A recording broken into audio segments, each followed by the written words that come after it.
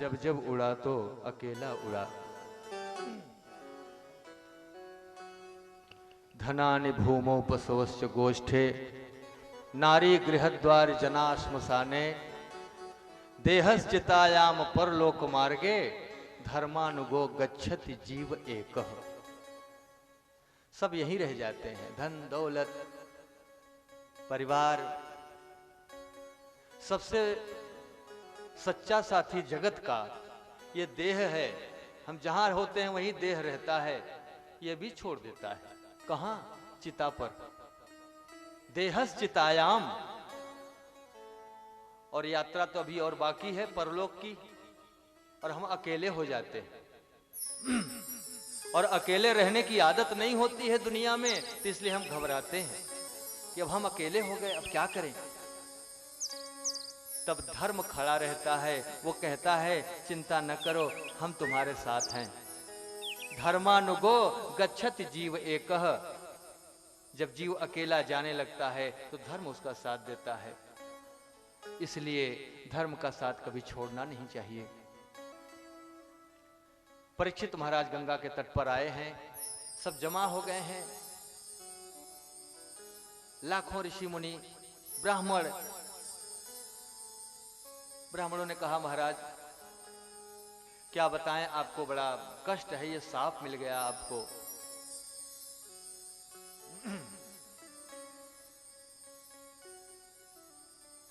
परीक्षित महाराज ने कहा नहीं नहीं ब्राह्मण देवता संतों, मुझे सांप नहीं मिला है। अहो वयम धन्यतमा नृपाणाम, अहो वयम धन्यतमा नृपाणाम महत्तमानुग्रहणीयशीलाः राज्ञां कुलं ब्राह्मण पाद शौचाद दूराद विसृष्टम वत गर्ह कर्म। हे ब्राह्मण देवताओं, मैं राजवंश में जन्म लिया। राजा स्वभाव से ही रजोगुणी होता है, घोर कर्म करने वाला होता है। अगर युद्ध में मरा तो स्वर्ग में गया, वरना नरक में ही जाता है। राजाओं के लिए, छत्रों के लिए और कोई लोक नहीं है। और मुझे देखो, ऐसा रजोगुणी राजा होकर के भी अंत समय में मैं ब्राह्मणों के, संतों के चरणों का दर्शन कर पा रहा हूं, उनके चरणों को धो सकता हूं। यह शाप नहीं है, यह तो वरदान है। बस आप लोग इतनी कृपा करिए, और मुझे कोई डर नहीं है। 7 दिन के बाद मुझे तक्षक डसेगा, मैं नरक में जाऊं या किसी भी लोक में जाऊं, मुझे लेश मात्र डर नहीं है। आप लोग आए हैं तो मेरी प्रसन्नता के लिए आप लोग बस एक काम करें। क्या?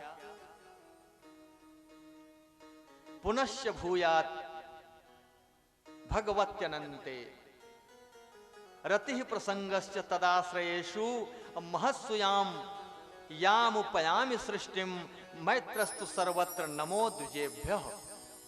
हे द्विज लोग, मैं नमस्कार करता हूं कि आप बस इतना करिए कि भगवान श्री कृष्ण के चरणों में मेरा अनुराग हो जाए, ऐसा आशीर्वाद दे दीजिए।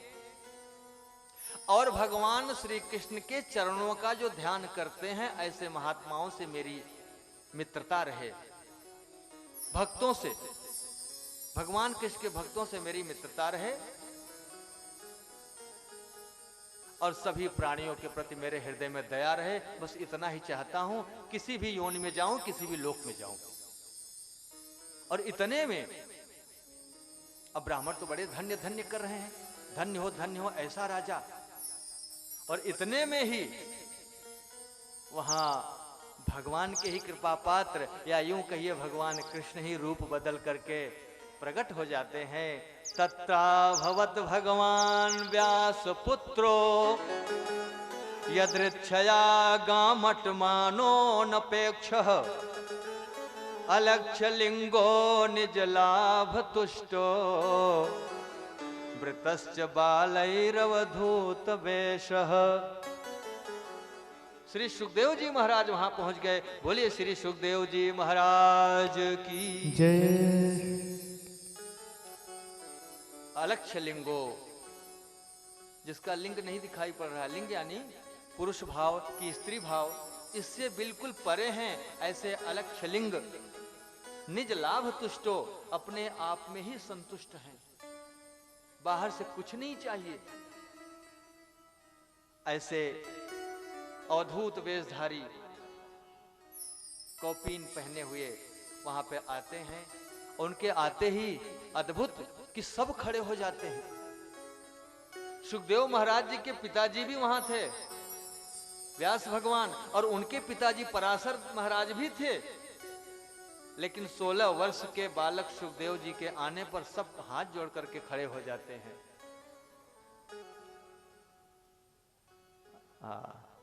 ममता जी कथा स्थल में पधारी हैं। आइए जी, विराजिए। बोलिए भक्त वत्सल भगवान की जय।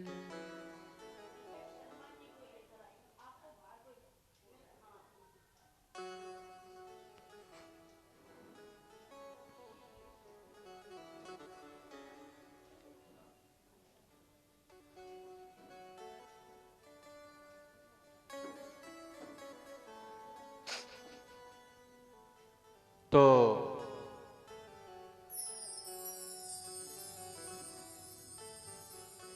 परीक्षित महाराज ने सुखदेव मुनि का आदर सत्कार पूजन किया, उनको आसन दिया। और जो प्रश्न परीक्षित महाराज ने पहले किया था सभी संतों से, वही प्रश्न सुखदेव मुनि से भी कर रहे हैं।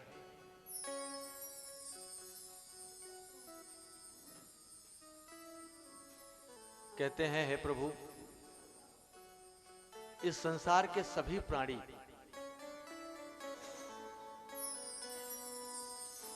सब समय सब जगह क्या करें, कौन सा कर्म करें, ये बताइए। और जो सर्वथा मृत्यु के सामने है, एकदम मृत्यु सामने खड़ी है, कुछ क्षण उसके हाथ में है, तब उसको कौन सा कर्म करना चाहिए।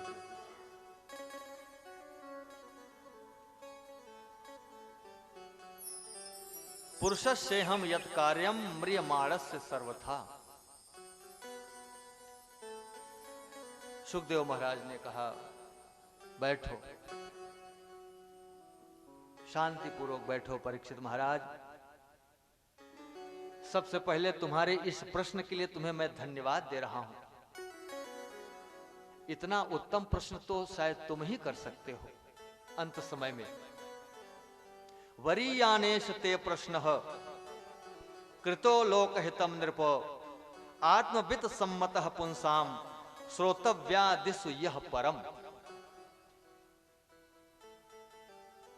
लोक कल्याण के लिए तुमने प्रश्न किया है, इसके उत्तर से पूरे जगत का कल्याण होगा। कहते हैं सुखदेव जी महाराज कि राजेंद्र, संसार में जो मनुष्य घर गृहस्थी में उलझे रहते हैं, श्रोतव्यादीनि राजेंद्र नृणाम संति सहस्त्रशः अपश्यतामात्म तत्वम गृहेषु गृह मेधिनाम। जो गृह में घर गृहस्थी में फंसे हैं, वो अपने आप को भूल जाते हैं कि मैं कौन हूं। वो सब अपने स्वरूप को बिल्कुल भूल जाते हैं। और जब अपने आप को भूल जाते हैं तो उनके सामने लाखों बातें आती हैं, कहने के लिए, सुनने के लिए, विचार करने के लिए, और उसी में वो अपना पूरा जीवन निकाल देते हैं। रात्रि में सोने में या स्त्री पुरुष प्रसंग में, और दिन में धन की हाय हाय या तो परिवार का भरण पोषण करने में उनका बीत जाता है।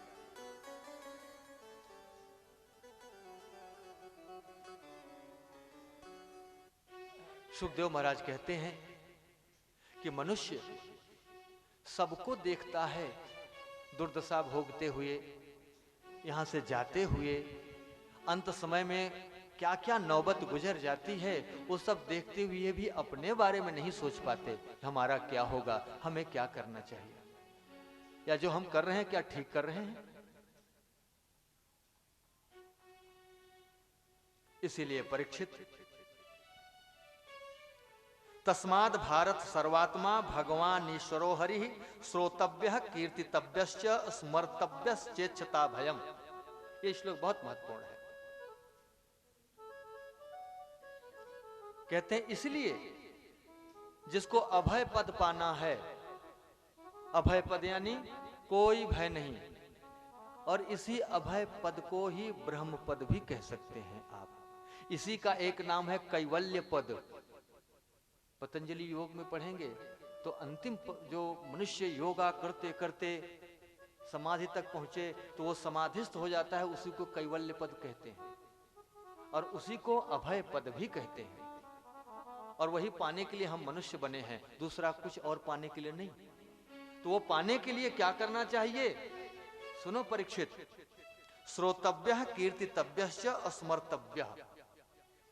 भगवान की कथा को सुनना चाहिए और फिर उसका कीर्तन करना चाहिए और उसी बात का स्मरण करना चाहिए।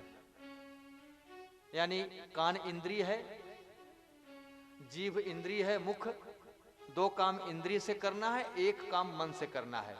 स्मर्तव्यम, जो स्मरण करने का काम है उसमें इंद्रियां नहीं लगेंगी। इंद्रियों का जो बाप है, इंद्रियों का राजा मन, वो मन का काम है। एक बात कहूं, इसी भागवत में भी कथा आएगी प्रहलाद महाराज की, तो ये नारद जी का चिंतन है, उनका आदेश है। वही बात प्रहलाद ने सुना और हिरण्याकश्यपु अपने पिता को सुना रहा है। उसमें भक्ति के 9 पायदान बताए। श्रवणम कीर्तनम विष्णु स्मरणम पाद सेवनम अर्चनम वंदनम दास्यम सख्यमात्म निवेदनम। ये 100 पायदान, इन पायदानों को पार करते हुए आप अंत में आत्मनिवेदनम यानी अपने आप को सौंप दो। हम लोग सब कुछ सौंप देते हैं भगवान को, सेब, केला, मिठाई, रुपया, पैसा, सोना, चांदी, और खुद बाहर रह जाते हैं। सब दे देते हैं और हम बाहर रहते हैं। ये लो भगवान, ये लो भगवान। देने वाला तो भी बाहर ही है, वो तो चढ़ा ही नहीं। वो भी चढ़ जाए सामान की तरह तब बात पूरी हो जाती है। वो चढ़ा सकें तो 9वीं भक्ति आज ही मिल जाए, आपको एक क्षण में मिल जाए। बहुत रगड़ पट्टी कुछ नहीं करनी पड़ेगी, और फिर मौज करो। फिर वही सूत्र जो बोला अभी कि श्री कृष्ण से प्रेम करो, खाओ पियो मौज करो। कोई कठिनाई नहीं है। सुदामा की तरह सारे ऐश्वर्य का भोग करिए ना आप, लेकिन भगवान का मान के करते रहो, मजा ही मजा है। जब कभी मन में आए कि मेरा है तो याद करिए, कथा को याद करिए। तो कथा में बोले हैं भैया वो मेरा नहीं है, तो तुरंत आसक्ति पीछे आ जाएगी। ये आसक्ति खड़ी होगी, सर उठाएगी बार बार। लेकिन यही कथाएं याद करते रहो। कथा भूल जाओगे तो आपको कौन सिखाएगा? आपके अंदर कुछ बुरा विचार पैदा हुआ तो अंदर से आवाज कहां से आएगी? अंदर से आवाज तो भगवान देते हैं। चित्त के देवता श्री कृष्ण भगवान हैं, और चित्त में कथा तो है नहीं। कथा नहीं है अर्थात श्री कृष्ण भगवान नहीं है, दोनों एक ही चीज है। भगवान का नाम, रूप, लीला, धाम एक ही चीज है। कथा नहीं है, भगवान नहीं है। आप बोलोगे हम भगवान के बड़े भक्त हैं, कथा नहीं सुनेंगे, तो आप काहे का भक्त हैं? और भगवान कुछ आपको नजदीक नहीं बुलाएंगे। अब एक दिन बताएंगे भगवान को आने दीजिए कल से, फिर देखिए क्या क्या भगवान कहते हैं, फिर आपको सुनाया जाएगा। हाँ। तो फिर जब आप भगवान के सामने आएंगे ना, तो वहीं से आवाज निकलेगी ये बात जो यहाँ सुने रहेंगे। आपको सोचना नहीं पड़ेगा, उनके सामने खड़े होते ही उपदेश चालू हो जाएगा। और उपदेश में रहिए तो आप भगवान के ही शरण में बैठे हैं, फिर चाहे जहां रहें दुनिया में। तो प्यारे बोलिए भक्तवत्सल भगवान की जय। तो 9 प्रकार की नौधा भक्ति कही गई। यहां सुखदेव जी महाराज 3 प्रकार की कह रहे हैं, 6 प्रकार कम कर दिए। बड़े कृपालु हैं सुखदेव जी महाराज। और 9 नौधा भक्ति नारद जी ने दिया और त्रिधा भक्ति सुखदेव महाराज दे रहे हैं। इन दोनों में अंतर है। जनक जी के यहां एक बार नारद जी भी पहुंचे और सुखदेव मुनि भी पहुंचे। जनक जी अपनी पत्नी से बहुत प्रशंसा किया है सुखदेव महाराज का, कि उनको देख करके तो कन्याएं भी लज्जा नहीं करती हैं, जैसी हैं वैसे ही पड़ी रहती हैं, ऐसे बिल्कुल अभेददर्शी। तो उनकी पत्नी को लगा कि क्या ऐसा पुरुष हो सकता है जगत में? इंद्र भी ऐसे नहीं है, ब्रह्मा नहीं है, तो मनुष्य कैसे हो सकता है? उनके मन में आया कि ब्रह्मा ने हमें इतना सुंदर बनाया है कि ब्रह्मा भी हैरान रहते हैं, एक बार हम परीक्षा लेंगे। तो उन्होंने कहा कि स्वामी जी एक बार दर्शन करवाइए सुखदेव महाराज का। अच्छा, सुखदेव जी महाराज, उनकी अलग कथा है फिर दूसरे ग्रंथों में। सुखदेव जी महाराज बहुत समय तक जनकपुर में अक्सर जाते थे, क्योंकि वेद व्यास जी ने कहा था कि वहां जाओ, वहां तुम्हें दिव्य ज्ञान मिलेगा। और हमारे शास्त्रों में अनेक प्रकार के ज्ञानी, विज्ञानी, परम ज्ञानी, परमहंस तक हुए हैं, लेकिन महाराज जनक जैसा ज्ञान कि लोक धर्म, परम धर्म, सब धर्म को अच्छी तरह से जिया है, सबका समन्वय है महाराज जनक में। तो सुखदेव जी पहुंचे और एक सुंदर बगीचे में बढ़िया सोने हीरे मोती जड़े हुए झूला लगा है। सुखदेव जी को कहा गया इस पर बैठिए, विराजिए, अभी महारानी आ रही है। सुखदेव महाराज पालने पर बैठ गए झूले पर, और तब तक आई महारानी, और किनारे बैठे थे सुखदेव जी, बीच में बैठ गई महारानी। इतने में नारद जी आ गए जय श्रीमन नारायण करते हुए। आइए आइए आइए नारद जी, आइए अभी यहीं विराजिए। संतों का संसर्ग तो कल्याण ही करता है। संत जिसको छू लें उनके पूरे जीवन का असर उसमें चला जाता है। आप लोग जानते हैं प्रयागराज में माघ महीने में कुंभ लगता है और कड़ाके की ठंडी पड़ती है। मैं अपना अनुभव बता रहा हूं, ये इसलिए बताना जरूरी नहीं है, कथा में तो कथा की बहुत सारी बात है, दूसरी बात कहने का अवसर है नहीं, लेकिन इसलिए ये बताते हैं संत लोग कि देखो हमारे आप में कोई अंतर नहीं है। आप जहाँ रहते हैं ऐसे हम भी घर में रहते हैं, हम भी जो है, अब कोई कोई कथाकार गृहस्थ भी होता है, कोई वैरागी होता है, लेकिन संसार में समाज में सब रहते हैं। तो इसलिए कुछ अनुभव शेयर करते हैं कि आपको ये आशा जागे कि अगर ये कर सकते हैं तो हम भी कर सकते हैं। इसीलिए भगवान की कथा से ज्यादा भक्त की कथा प्रभाव डालती है, और जहां भगवान की कथा होती है वहां तो भक्त की ही कथा होती है, और जहां भक्त की कथा होती है वहां भगवान की कथा होती है। ये दोनों अभिन्न है। भक्त और भगवान दोनों एक ही सिक्के के दो पहलू हैं। नारद जी आए, अब नारद जी थोड़ा शक पका रहे हैं कि कोई दूसरा आसन मिल जाए तो अच्छा है, ये तो महारानी बैठी हैं। महारानी ने कहा आइए आइए बैठिए बैठिए देवर्षि। अब नारद जी बैठ तो गए बगल में, लेकिन नारद जी बच रहे हैं कि कहीं छू न जाएं, और थोड़ा थोड़ा सरकते रहते हैं, सावधान हैं कहीं छू न जाए। और सुखदेव महाराज वो तो रगड़ के बैठे हैं, वो ऐसे बैठे हैं जैसे कुछ उनको पता ही नहीं, वो जहां थे वहीं हैं। महारानी उनको स्पर्श करके बैठी हैं जानबूझ करके कि परीक्षा लेनी है उनको। तो कुछ देर तक बैठे रहे, कुछ चर्चा हुई। महारानी ने देखा कि सचमुच में सुखदेव महाराज को पता ही नहीं है उनके बगल में किस लिंग का प्राणी बैठा है। तो ऐसे सुखदेव जी महाराज और नारद जी में ये अंतर, तो ऐसे छोटा बड़ा नहीं बनाना चाहिए, अद्वैतवाद का यही ज्ञान है। लेकिन समझाने के लिए मैं कह रहा हूं कि नारद जी से महान सुखदेव जी दिख रहे हैं। तो सुखदेव जी ने कहा कि 6 छोड़ो, 9 में से 3 ही पकड़ लो तो काम बन जाएगा, आपका जीवन संवर जाएगा। 3 रास्ता क्या? श्रोतव्य है, सुनो जो आप कर रहे हैं। कीर्तितव्य, गाओ उसको, गाओ, कीर्तन करो। कीर्तन करने का अर्थ है कि अगर छंद में है तो गीत की तरह गाओ, और गद्य है तो चर्चा करो आपस में गोपियों की तरह। आज तो देखो ऐसा हुआ, देखो चर्चा करो। आप लोग मिलते हैं तो बात तो होती ही होगी, ऐसा नहीं कि मिलें और मौन रहें, यही चर्चा करिए, दूसरी चर्चा में क्या रखा है। तो ये 3 रास्ता बताया। मैं इस व्यासपीठ से हाथ जोड़ करके और सुखदेव महाराज से क्षमा मांगते हुए एक बात और कह रहा हूं कि 3 भी न हो सके तो एक ही पकड़ लो, उसमें भी काम हो जाएगा। ग्रंथ के प्रकाश में ही मैं बोल रहा हूं, सब उसका अनुशीलन करके जो मुझे समझ में आया है और संतों की वाणी से भी हमने सुनी है। संत जो बोलते हैं वही शास्त्र है। सुनना और कहना इंद्रिय से है। हो सकता है इंद्रिय साथ न दे, हो सकता है हम कान से न सुन पा रहे हो, तो उसका क्या होगा? हो सकता है उसकी जीभ साथ नहीं देती है, गूंगा है, तो वो कैसे कीर्तन करेगा? और अधिकारी तो सब हैं, लेकिन जो मन है, जो याद करना है, चिंतन करना है, वो सबके अधिकार की चीज है। तो वही स्मर्तव्यम, स्मरण करो,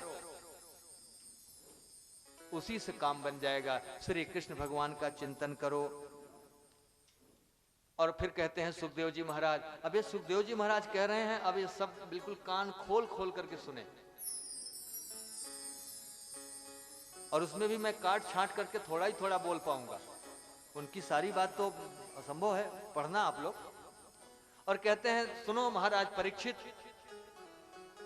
आपने जीवन भर क्या किया वो सोचो मत। क्या अपराध हुआ, क्या सही हुआ, सही भी न सोचो। कुछ लोग अपना अच्छा काम भी गिनाते हैं अंत में, हमने इतना दान किया था, इतना मेरा नाम हुआ, मैं मंत्री था 10 साल तक, गृह मंत्री था, मैं ये था, मैं वो था। ये दोनों चीजें घातक हैं। जो अंतिम में आपकी सदगति होनी है उसमें रोड़ा है। आप अपने किसी कर्म को याद मत करो, अंतिम में क्या करना है? सुखदेव जी कहते हैं कि जन्म लाभ परम पुंसाम अंते नारायण स्मृति ही। जो मानव का जन्म है, मानव का जन्म है, उस जन्म को पाकर के इसका एक ही और असली लाभ यह है कि अंत में भगवान की याद आ जाए। और याद कैसे आएगी? मैंने कल भी कहा था, मैं थोड़ा रोज बोलता हूं कि यूं आएगी नहीं। कितनी भी भक्ति जबरदस्त हो, अहंकार में नहीं रहना चाहिए कि अंत में तो हम कह लेंगे। अच्छा, कुछ ऐसे भी बहुत पढ़े लिखे लोग या तर्कवादी लोग भी सोचते हैं कि अगर सत्य है कि अंतिम में एक बार भगवान का नाम ले लो और न ले सको तो याद कर लो, आप वैकुंठ चले जाओगे, तो हम अंत में कर लेंगे इतना छोटा काम। अरे कभी नहीं होगा बाबा, हो ही नहीं सकता है। आदत जो नहीं है, और आदत है भी, आदत नहीं है, ये कहते हैं आदत बन जानी चाहिए कि उसके बिना रह न सके। स्मरण के बिना, देखिए मंदिर में आप आए ठीक है, कभी न आ सके हर्ज नहीं, उसका विकल्प दिया जा रहा है। आप जहां हो वहीं याद कर लो, हाँ भगवान आज आपके पास नहीं आ सके, इतनी क्षमा मांग लो, भगवान की तो याद आ ही गई, तो भी बात पूरी हो जाती है। यही कह रहे हैं सुखदेव जी महाराज कि अंत में भगवान की स्मृति बनी रहे।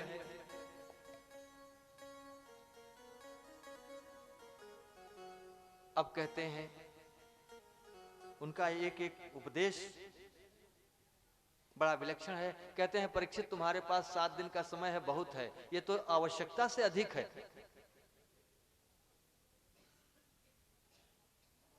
खटवांगो नाम राजर्षि ज्ञात्वेयतामिहायुषः।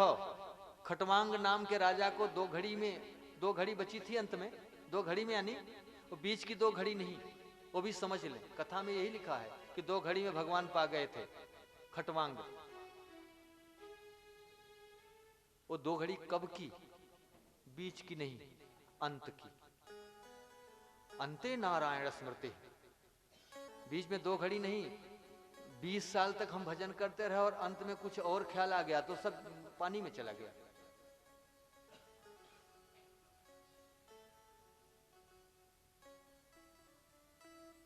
बहुत समय है परीक्षित, तुम्हारे पास, बैठो, तुम्हारी सद्गति होगी। ध्यान से सुनो।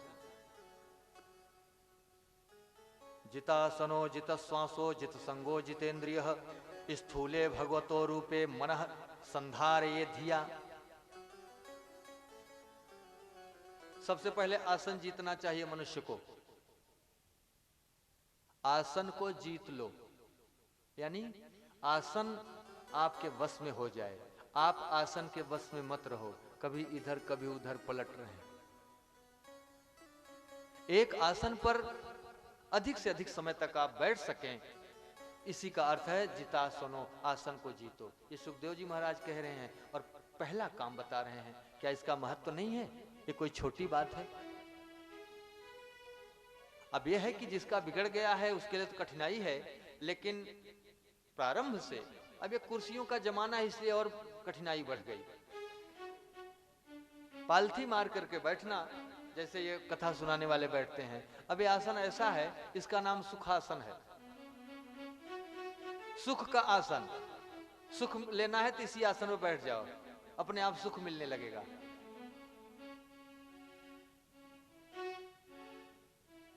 अहंकार के लिए नहीं बोल रहा हूं, प्रभु के शरण में हूं। मैं तुच्छ प्राणी, भगवान की कृपा कि 5 दिवस 5 रात्रि इसी एक आसन पर बैठ करके भागवत जी का मैंने पारायण किया। और रामचरितमानस तो 22-24 घंटा एक ही आसन पर कभी भी मैं पढ़ता हूं। एक बार शुरू किया तो वो करके उठता हूं। बड़ा विश्वास हो जाता है, ये तपस्या है। इसी को तपस्या कहते हैं। धर्म का पालन करने के लिए शरीर को कष्ट पहुंचाना या शरीर से कष्ट सहना, इसी का नाम तप है। कुछ लोग कहते तपस्या, अरे बद्रीनारायण जाना पड़ेगा हिमालय में तपस्या करने के लिए। क्या करें महाराज, घर में तपस्या तो कैसे करूं, बड़ा काम है। अरे भाई, घर में ही तपस्या होगी, आपके ऑफिस में तपस्या होगी, लेकिन थोड़ा अभ्यास कर ले। आइए थोड़ी थोड़ी कुछ और बातें ऐसे कथा में इसमें है भी। जितासनो, आसन को जीत लीजिए। फिर जितश्वास है, फिर श्वास को जीतिए, यानी श्वास को अपने बस में कर ले प्राणायाम के द्वारा। सीधा बैठिए, सब जानते होंगे। पीठ की हड्डी, जो रीढ़ की हड्डी, ये पूरी हड्डियों में सरताज है, मुख्य है। सीधा बैठिए और सुखासन पर एक नाक से, बाईं नाक से सांस धीरे धीरे खींचिए, थोड़ा रोकिए, अब फिर यहां से निकालिए। अब ये चीज तो हमारे बहुत सारे ऋषि सिखाते ही रहते हैं। ये बहुत काम की चीज है। शंकर जी ने पार्वती जी को इसके लिए बहुत बड़ा उपदेश दिया था। हमारे यहाँ छोटा सा ग्रंथ आता है, उसका नाम है, आप लोगों के पास शायद हो किसी के पास, शिव स्वरोदय। शंकर जी ने इसको विधिवत सिखाया है। इस सांस का आवागमन, एक चीज जान लें, 6 महीने 1 साल का बच्चा ही अच्छी तरह सांस लेता है और निकालता है। उसके बाद जैसे बच्चा चलने लगता है, उसकी सांस की क्रिया बिगड़ जाती है और जीवन भर बिगड़ी रहती है। श्वास प्रश्वास, यही तो प्राण है, यह सही रखना चाहिए। शंकर जी ने कहा, देवी, प्राणायाम के द्वारा मनुष्य आकाश में उड़ सकता है, प्राणायाम सिद्ध हो जाए तो पानी पर चल सकता है। शिव स्वरोदय, ये स्वर है। ईश्वर में से स्वर अलग करिए, ई हटा दीजिए। एक संत के मुख से सुना था कि ईश्वर, ई यानी यह, दिस, ई स्वर, ईश्वर, यह स्वर ही ईश्वर है। तो प्राण है, प्राण है तो भी ईश्वर की अस्तित्व है। प्राण निकल गया तो सब खत्म। तो सुखदेव मुनि कहते हैं कि श्वास को जीतो, प्राणायाम जरूर करिए, चाहे 3 ही बार करिए। पूजन कराते हैं पंडित जी लोग ना, प्राणायाम करवाते हैं, हाथ धुलाते हैं, पवित्र करवाते हैं, फिर आचमनी करवाते हैं, और फिर प्राणायाम करने का भी विधान है। प्राणायाम कर लेंगे तो चित्त स्थिर हो जाएगा, एकाग्र हो जाएगा मन। उसके बाद जित संगो, संग को जीत लो। आसक्ति, संग यानी आसक्ति, किसी में मन इतना लगा है कि अब वहां से मन हटता नहीं है, वही सब कुछ हमारे लिए सर्वस्व वही है। आसक्ति, संग, आसक्ति, इसको जीत लो। अर्थात किसी से आसक्ति नहीं, सबको, मन को खींच लो, सबसे, सबसे यानी सबसे। मैं थोड़ी कड़वी बात इसमें मिलाना चाहता हूं। कड़वी इसलिए कहता हूं, किसी को नाराज, बुरा न लगे, और बुरा लगे तो पता है कि बुरा कड़वा बोला ही था। आसक्ति सबसे निकाल लो। अगर गुरु जी को भगवान मानते हो तब तो ठीक है, अगर उन्हें मनुष्य मानते हो तो वहां से भी आसक्ति निकाल लो, उनको भी भुला दो। और भगवान मानते हो साक्षात ब्रह्मा विष्णु महेश, तब तो वो तो सर्वस्व है ही। और वो सोचते हो कि गुरु जी ने मुझे मंत्र दे दिया है, अब ठीक है, और साल में एक बार हम गुरु पूर्णिमा को उनको दर्शन भी कर लेंगे, उनका उतना ही है, अच्छे हैं, ठीक है। तो मनुष्य भाव रखते हैं तो ये सावधानी पूर्वक अंत समय में वहां से भी मन को हटाइए। सारी आसक्ति को जीत लिए आप।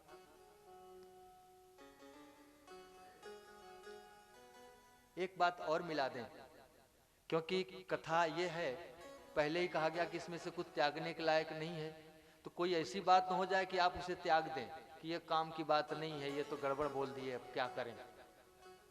भले कथा पीछे है, लेकिन जितनी कही जाए उतनी आपको समझ में आ जाए और आप अपने जीवन में उसे जोड़ सकें, ये प्रयत्न है।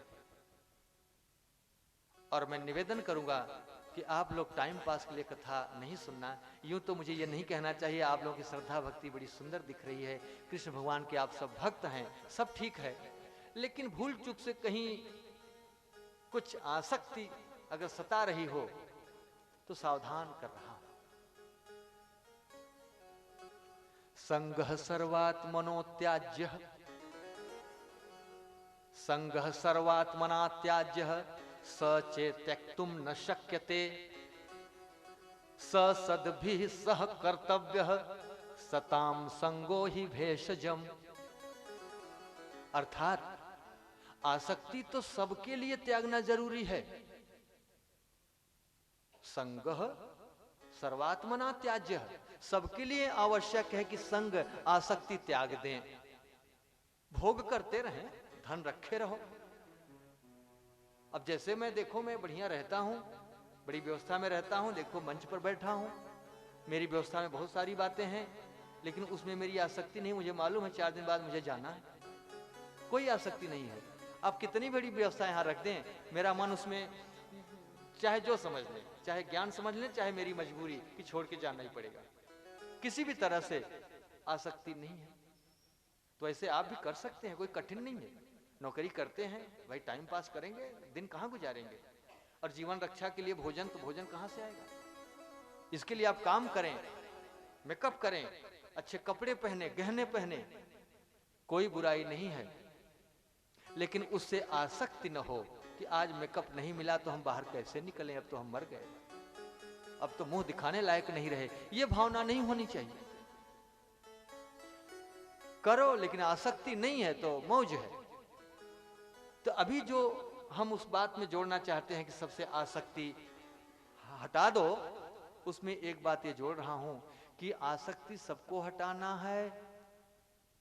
सर्वात्मना त्याज्य है, स चेत् त्यक्तुं न शक्यते। और यदि शक्य नहीं हो पा रहा है, सबसे आसक्ति हटाना आपके लिए कठिन हो रहा है, तब उसके लिए कहा जा रहा है, भागवत का ही श्लोक है, आगे आएगा, लेकिन हम यहां प्रसंग है कह दे रहे हैं। स सद्भिः सह कर्तव्यः, सताम संगो ही भेषजम्। तो वह आसक्ति, आपका स्वभाव है आसक्त होना, तो वह स्वभाव, वह आसक्ति आप संतों से लगा दीजिए। सताम संगो ही भेषजम, और संतों से संगति या संतों से आसक्ति हो गई तो वो भेषजम यानी वो औषधि है, सब चीज की औषधि है, सारे रोगों की औषधि है, सारे मानसिक विकारों की औषधि है, और यहां तक कि इस भव रोग की भी औषधि है। बोलिए संत भगवान की जय। संत महिमा बड़ी अपरंपार है। संत मिल जाए तो काम बन जाता है, संत मिल जाए तो काम बन जाता है, संत मिल जाए तो काम बन जाता है, संत मिल जाए तो काम बन जाता है, संत मिल जाए तो काम बन जाता है, संत मिल जाए तो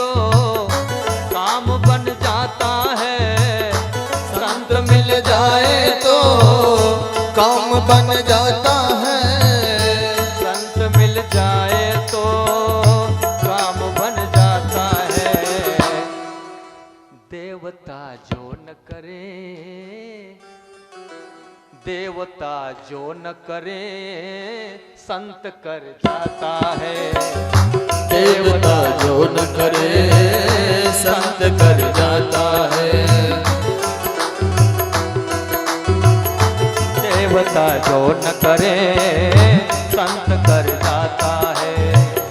देवता जो न करे संत कर जाता है। संत मिल जाए तो काम बन जाता है। संत मिल जाए तो काम बन जाता है।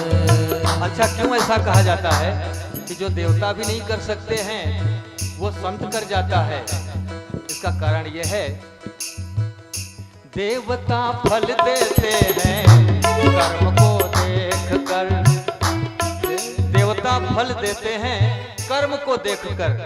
अच्छा कर्म है, अच्छी पूजा, अच्छा यज्ञ है तो अच्छा फल, और गड़बड़ हो गया, गलती हो गई तो गड़बड़ फल।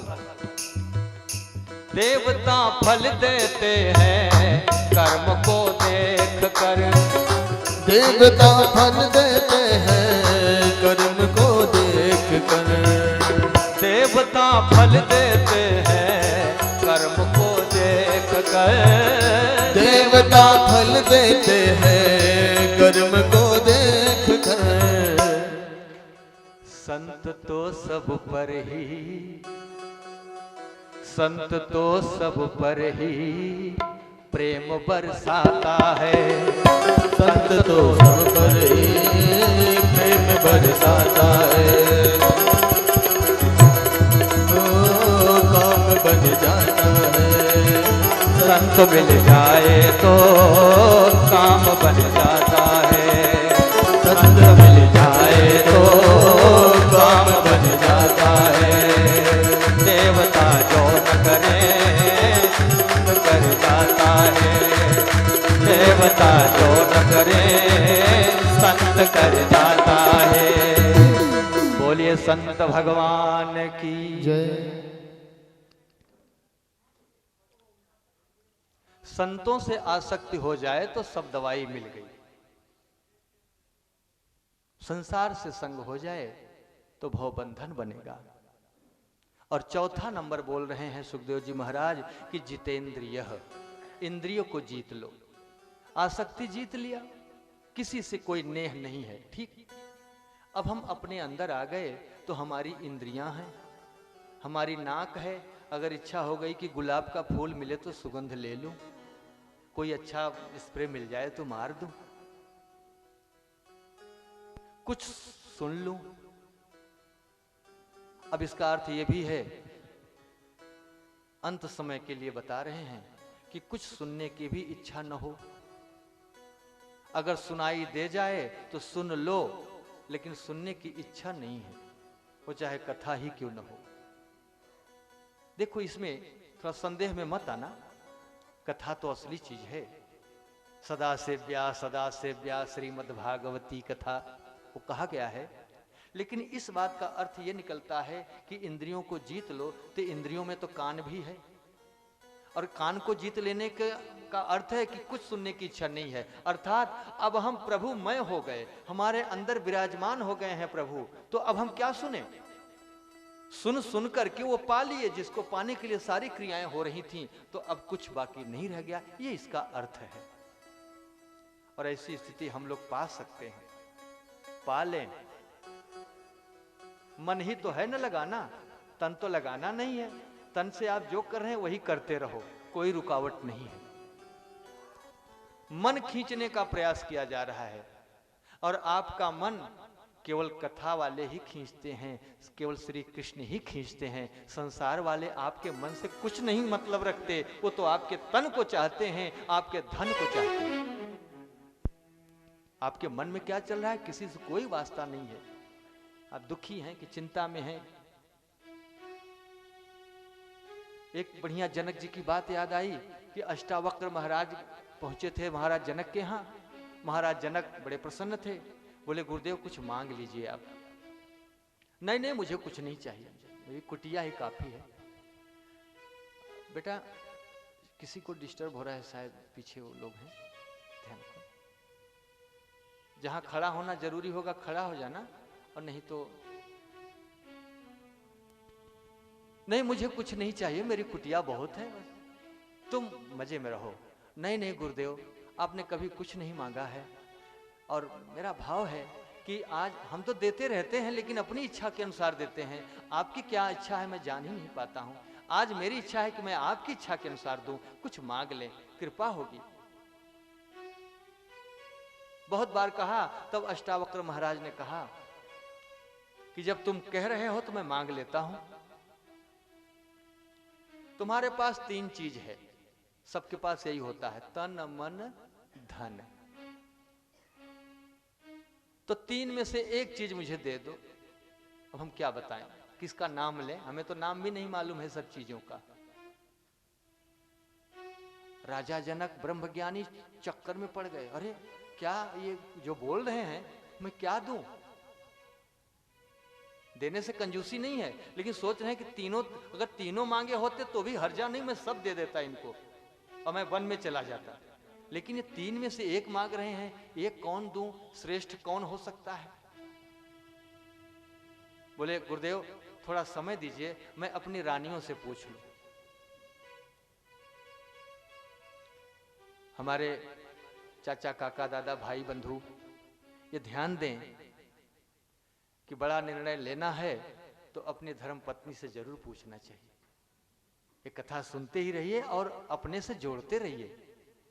इसीलिए बीच में हम रुक जाते हैं, कथा मेरी पीछे हो जाती है, और 2.5-3 घंटे में क्या होगा। और भावना ये है कि आपको ऐसा समझा दूं कि कल से आप कमल की तरह खिल उठें, सब शोक चिंता दूर, जिसको गोली छूट जाए नींद वाली, ऐसे नींद आए चकाचक। अच्छा, तो पूछना चाहिए, फिर निर्णय लेते रहना। बहुत लोग फटकारते हैं, तू क्या जाने औरत, ऐसा नहीं कहना चाहिए। वो चाहे बिल्कुल अंगूठा छाप हो, लेकिन उनसे पूछिए कि ऐसी सी बात सामने आई है, आपका क्या विचार है। जनक जी गए, उनकी कई रानियां थी, सब एकत्रित हो गईं, और जनक जी ने बताया और कहा बोलो क्या दूं गुरुजी को, तन मन या धन। रानियों ने सोचा नहीं। कहते हैं कि पुरुष का स्वभाव है विचार करना, सोचना, और स्त्री का स्वभाव है समझना। वो तुरंत समझ लेती है, उनको देर नहीं लगता। सोचना पुरुष, समझना माताएं। तुरंत समझ गई। बोले देखो महाराज, अगर आप धन दे देंगे तो हम लोग रानी नहीं रह पाएंगे, हम लोग तो सड़क पे आ जाएंगे, तो धन तो न देना। एक ने कहा और तन भी मत देना, नहीं तो हम लोग कहां जाएंगे। अर्थात मैं समझ गया महारानी, मेरा मन है वही गुरुजी को दे दूं। ये संसार है, संसार केवल तन और धन चाहता है।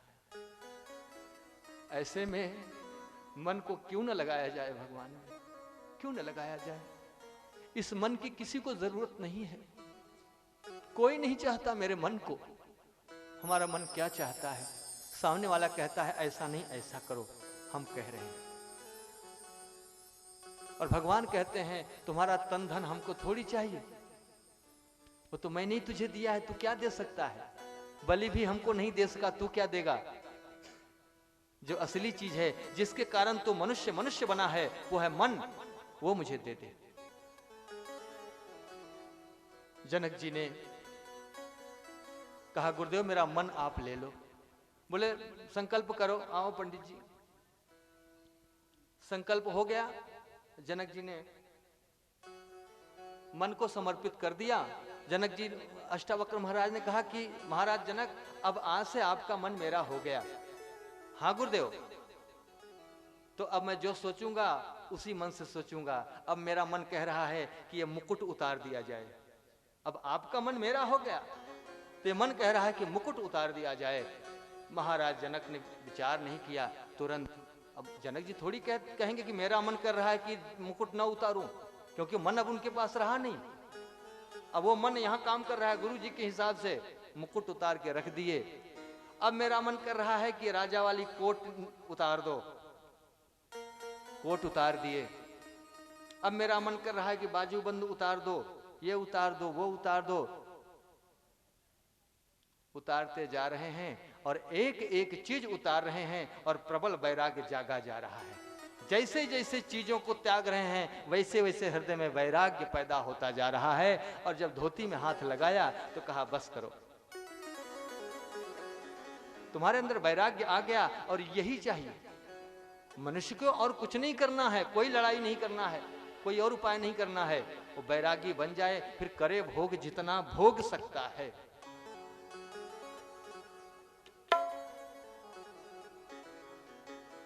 मन के हारे हार है, मन के जीते जीत। सबने मन पर, और कथा में जितने भी अवतार हुए हैं भगवान ने अपने उपदेश में मन का नाम जरूर लिया है। बोल हरि हरि हरि बोल, केशव माधव गोविंद बोल। बोल हरि हरि हरि बोल, केशव माधव गोविंद बोल। बोल हरि हरि हरि बोल, केशव माधव गोविंद बोल।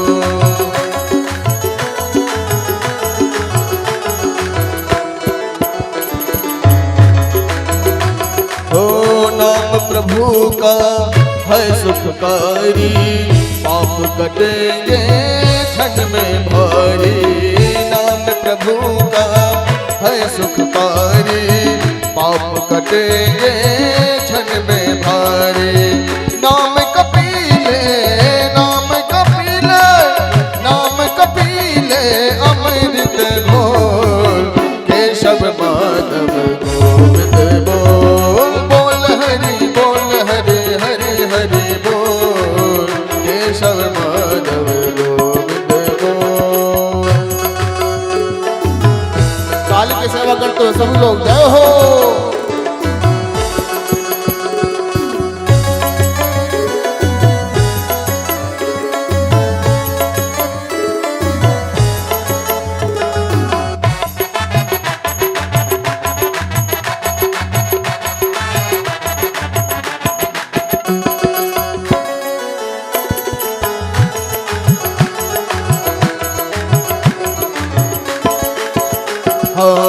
सबरी अहिल्या सदन कसाई, नाम जपन से मुक्ति पाई। सबरी अहिल्या सदन कसाई, नाम जपन से मुक्ति पाई। नाम की महिमा नाम की महिमा नाम की महिमा है अनमोल, केशव माधव गोविंद बोल। बोल हरि हरि हरि बोल, केशव माधव गोविंद बोल। जय हो।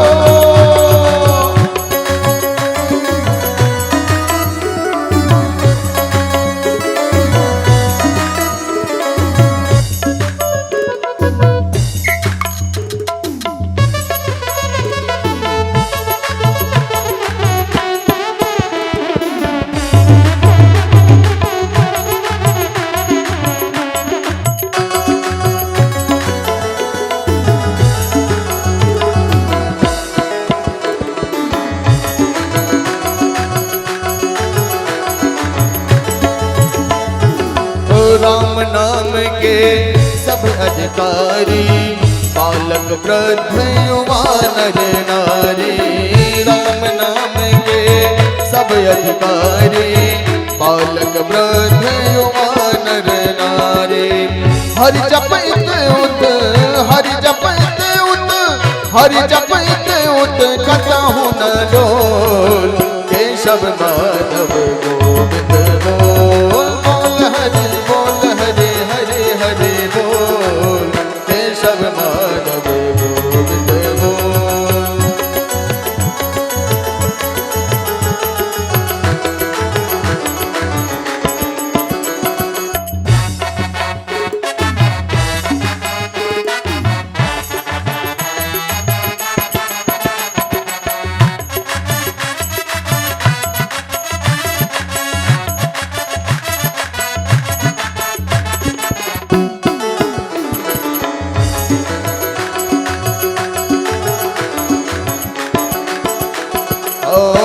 प्राणी है तू भोला भाला, माया का है खेल निराला। प्राणी है तू भोला भाला, माया का है खेल निराला। खुल जाएगी, खुल जाएगी, खुल जाएगी तेरी सकरी पोल। केशव माधव गोविंद बोल, बोल हरि बोल, हरि हरि हरि बोल। केशव माधव गोविंद बोल, बोल हरि बोल, हरि हरि हरि बोल। केशव माधव गोविंद बोल, बोल हरि बोल, हरि हरि हरि बोल। केशव माधव गोविंद बोल, बोल हरि बोल, हरि हरि हरि बोल। केशव माधव गोविंद बोल, केशव माधव गोविंद बोल, केशव माधव गोविंद बोल, केशव माधव गोविंद बोल। बोलिए भक्तवत्सल भगवान की। जय। सुखदेव जी महाराज ने कहा कि परीक्षित, मनुष्य को चाहिए कि आसन जीत ले, श्वास को जीत ले, आसक्ति को जीत ले और इंद्रियों को जीत ले, और उसके बाद स्थूले भगवतो रूपे मनः संधार ये धिया, भगवान के स्थूल रूप का दर्शन करे। भगवान का स्थूल रूप क्या है कि जगत में जो भी दिख रहा है भगवान का ही कोई न कोई अंग है। जैसे वृक्ष दिख रहे हैं तो भगवान के रोए हैं, रोम। सारे लोक जो हम लोग जानते हैं, ग्रंथ से सुनते हैं, 14 लोक की कल्पना है। नीचे तल, अतल, सुतल, तलातल, पाताल, रसातल, भूलोक, भुवरलोक, स्वर्गलोक, महरलोक, जनलोक, तपलोक, सत्यलोक। ये 14 लोकों के लिए बताया सुखदेव जी ने कि पाताल को समझो भगवान का तलवा है, सोल। रसातल भगवान के एड़ी पंजे हैं। महातल भगवान के एड़ी के ऊपर की गांठ है। तलातल भगवान के पैर की पिंडली है। अतल वितल ये भगवान की जांघें हैं। ये धरती भगवान की पेड़ू है, ये नाभि प्रदेश पेड़ू है। आकाश भगवान नाभि के नीचे पेड़ू, ऊपर नाभि। आकाश भगवान की नाभि है।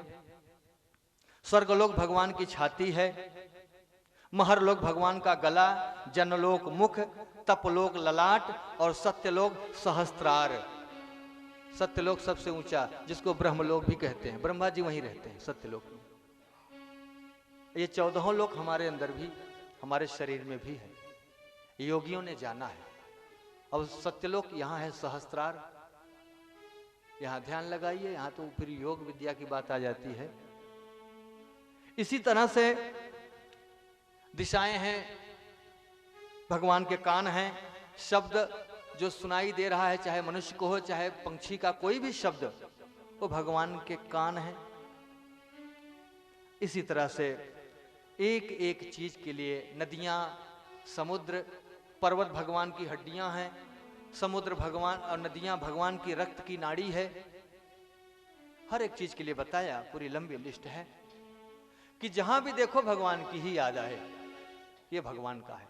तो ये क्या हो गया, एक धारणा कि भगवान को ही आप देख रहे हो। ऐसा व्यक्ति कह सकता है कि मैं सर्वत्र भगवान को देखता हूं, इसका यही अर्थ है। सर्वत्र भगवान को देखोगे तो परेशानी, सर्वत्र को भगवान मान लो तो काम बनेगा।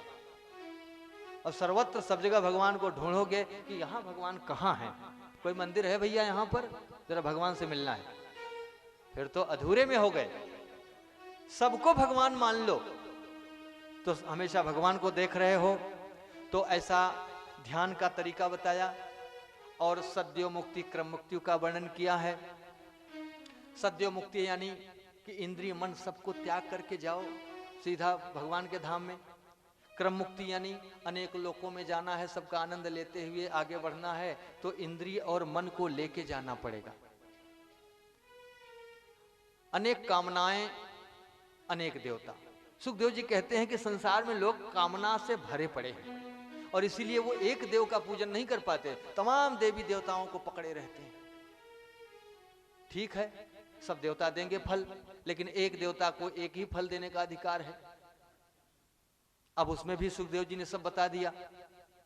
ब्रह्म तेज बढ़ाना है तो बृहस्पति की पूजा करिए, इंद्रियों की शक्ति बढ़ानी है तो इंद्र की पूजा करो, संतान चाहिए तो प्रजापतियों की पूजा करिए, लक्ष्मी चाहिए तो माया देवी की पूजा करिए, धन चाहिए तो वसुओं की पूजा करिए, वीर बनना है तो रुद्रों की पूजा करिए, स्वर्ग चाहिए तो देवताओं की पूजा करिए, प्रतिष्ठा बढ़ानी है, अपना फेमस होना है तो पृथ्वी माता की पूजा करिए, सुंदर होना है तो गंधर्व की पूजा करिए, सुंदर हो जाएंगे थोड़े दिन में पूजा करते करते। सुंदर पत्नी चाहिए जिसको, उर्वशी देवी की, उर्वशी अप्सरा है, उसकी पूजा करें। सबका राजा बनना है, प्रधानमंत्री, तो ब्रह्मा जी की पूजा करें। विद्या चाहिए तो शंकर जी की पूजा करें, खजाना चाहिए तो वरुण देव की पूजा करें, वंश बढ़ाना है, बहुत बच्चे बच्चे चाहिए तो पितरों की पूजा करें। हम लोग पितरों की पूजा करते हैं, वो श्राद्ध के महीने में सब करते हैं ना, ब्राह्मण खिलाते हैं दान दक्षिणा से। और जिसको कुछ नहीं चाहिए, निष्काम होना है, वो नारायण भगवान की पूजा करें। और अंत में कहते हैं सुखदेव जी, अकाम सर्व कामो वा मोक्ष काम उदारधी तीव्रेण भक्ति योगेन यजेत पुरुषम परम। और कुछ ऐसे भी होंगे जिसको सब कुछ चाहिए। अब ये तो एक चीज के लिए एक देवता बता दिया गया, और एक देवता की पूजा कम से कम बढ़िया से, गलती ना हो, 12 साल करेंगे तो काम बनेगा। उम्र ही कितनी है, कितनी देवताओं को पूजा करेंगे आप, कितनी कामनाओं को प्राप्त करेंगे, नहीं हो सकता है। तो इसलिए अंतिम में बताया कि चलो एक ही दवाई से सब काम बनेगा। सब कुछ चाहिए वो भी, और जिसको कुछ नहीं चाहिए वो भी। अकामः, बिना कामना वाला, सर्व कामो वया, सभी कामना जिसको पूरी करनी है। या फिर कुछ नहीं, मोक्ष चाहिए, मोक्ष काम उदारधी, उसको ये चाहिए कि तीव्र भक्ति के द्वारा यजेत पुरुषम परम, परम पुरुष श्री कृष्ण भगवान का यजन करे। बोलिए कृष्ण कन्हैया लाल की जय। उन्हीं का पूजन, उन्हीं का श्रवण, उन्हीं का चिंतन, उन्हीं का मनन।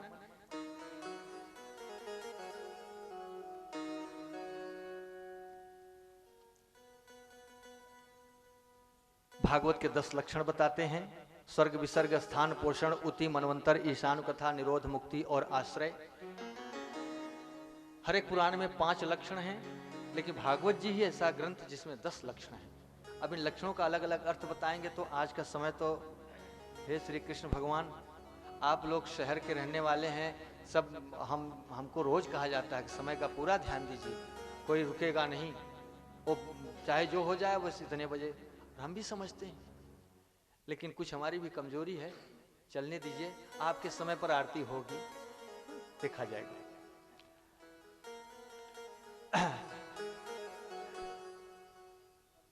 विराट, अब सृष्टि का वर्णन। सुखदेव जी सृष्टि का वर्णन करते हैं कि ये पूरा जो जगत है ये कब बना, कैसे बना, किसने बनाया। हम लोग समझते हैं मैंने बनाया, इस बच्चे को मैंने पैदा किया है, ये मकान मैंने बनाया है, बांट लिए हैं और मैंने बनाया है। अब मकान बनाए हैं तो ईंट कहां से आया? अच्छा, ईंट के भट्ठे से आया। अब उससे पूछो कि तुमने ईंट कहां से बनाया, तो बोलेगा मिट्टी से बनाया। अब मिट्टी कहां से आई, उसको किसने बनाया है? अंततः सब कुछ भगवान ने बनाया है, और वही इसको बिगाड़ते भी हैं, लेकिन रोते हम हैं कि मेरा बिगड़ गया। जिसने बनाया वो बिगाड़ा। प्यारे, क्या रोना क्या धोना, जैसा है उसी में मौज करो ना, उसी को इस्तेमाल करो जितना है, और ये ना सोचो कि मेरे पास कुछ कम है।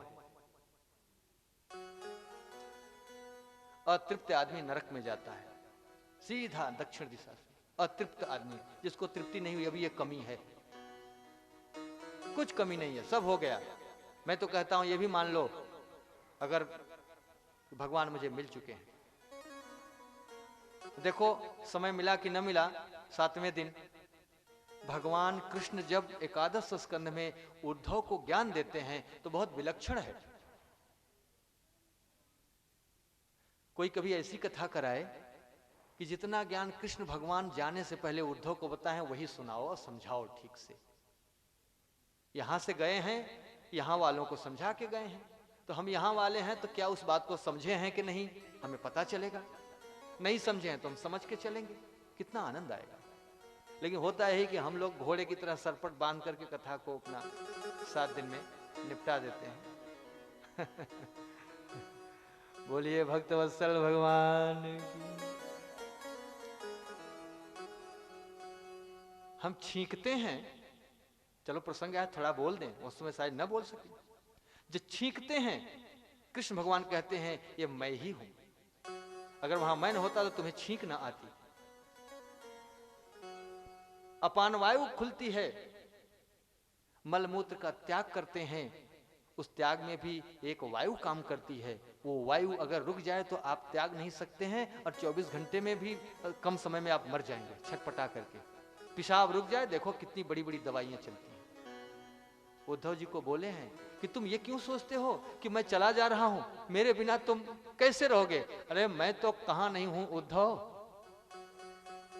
स्त्री को बच्चा होता है, प्रसव के समय जो प्रसव हो रहा है उसमें जो एक वायु काम करती है, 5 वायु है ना, प्राण अपान समान व्यान उदान, सबका काम अलग अलग है।